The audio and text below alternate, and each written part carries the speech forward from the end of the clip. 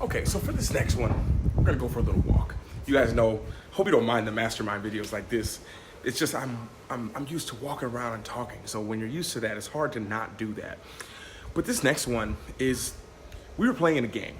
We were playing a very important game, and there was a chance that we weren't gonna win. That's the easiest way to say it. There was a chance we weren't gonna win. And what happened was, our coach made a decision, and he put some people in the game who I was just like, we have better players in the game. Why didn't coach put them in? And I was really questioning our coach's decision. And our coach made some decisions to put some players in that I didn't really agree with. I wasn't one of those players. I was really young, but I remember very specifically coach's response and his reason for doing this. And what coach did is he took one of our best players out and he put another player in who wasn't as good. And I remember I came to our coach after the game and I said, coach, why, we were losing that game. We probably could have won if you had these people in the game. Why did you take them out? And I remember we lost that game actually. And I felt like we could have won it. And I went to coach the next day. I was like, so coach, what was it for? And he said, it's not about having the 5 guys out there on the court who I know that we can win with. He's like, at the end of the day, it's having the 5 guys out there on the court that you're willing to lose with.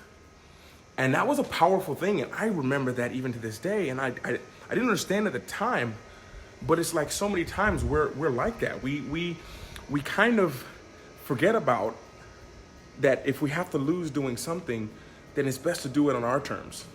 It's best to lose on our terms. And this can be pretty easy to forget a lot of times. And when I say that, I mean, when we have an option, we have a feeling that when society tells us to do this, our friends tell us to do this, someone else says, no, don't do this, do it the other way. We have this feeling that if I do it the way everyone wants me to, then I won't fail. And then something clicks in your mind and you're like, wait a minute, I can fail doing it their way. I can fail trying to do something that I don't want to do, but people, society, my family wants me to do. And we go with it because we think that's a better strategy and there's no risk involved in it. If there's anything the world has told us is that nothing is safe, nothing is secure. That's things you thought you had control over, things society promised you they had control over, they don't have even control over that. So it's almost like willing to die on your own sword for what you really believe in. Because you can fail doing something you hate. And that's no way to live. That's no way to go about your journey, your travels, your life, your whatever it is. And when coach said that to me, it made me think like, wow, you have to have someone you trust and people in your life that you're willing to lose with. You can apply to across so many things. Like be with someone who you're willing to fail with. Have a relationship you're willing to fail with that person. If things are gonna go south, I want to go with that person. Because when you put it through that frame of mind, you'll realize that there's a lot of people if you knew 100% it would be good, there's plenty of people out there. But the reasons why we're attracted to certain people in our life, I believe, is because we know they're there for us. We share similar beliefs. And that's someone who you'd want to fail with. And I think so many times back to coach saying that and made me realize like, wait, I can fail doing something I hate, so let me do what I love. You can fail at anything, so do what you love. What are you gonna hold back for? And for me, I think it's so important and for everyone to understand that when you start to think like that and you reframe your belief system, as we've talked about before, that influences your behavior. You start to do the things that you care about, that you love, and you start to forget about the risk because you can fail at anything. And when coach said who he was willing to lose with, it reframed once I start to understood that a few years later, the things that I did. If I'm gonna fail and go broke, I wanna go broke doing what it is that I love. If I'm going to fail and have to give up everything, I want to fail doing with what I love, what I believe in, what I believe is true, what I believe is my purpose. So when it comes to what you are going to go at, don't go at something, a goal, a career, a business, whatever it is, with the mindset of I'm gonna succeed at this and I'm gonna fail at that. But more so reframe your mind to like, if I'm gonna fail at something, I'm gonna fail at this. This is a worthy fail for me. I'm gonna fail.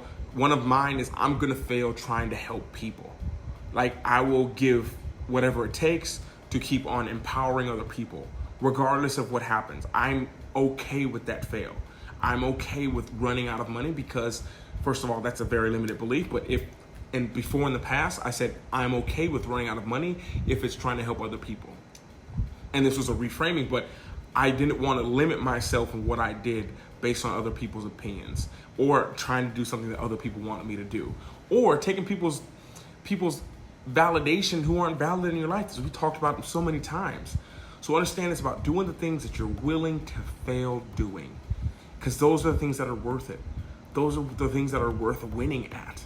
And it's something that's so important. I hope that it comes through to you. I hope that as you hear this, it kind of goes in your mind. You're like, okay, things that I'm willing to fail at, the things I'm willing to fail at. You've wanted to travel for years. You're willing to fail traveling. That's a worthy fail.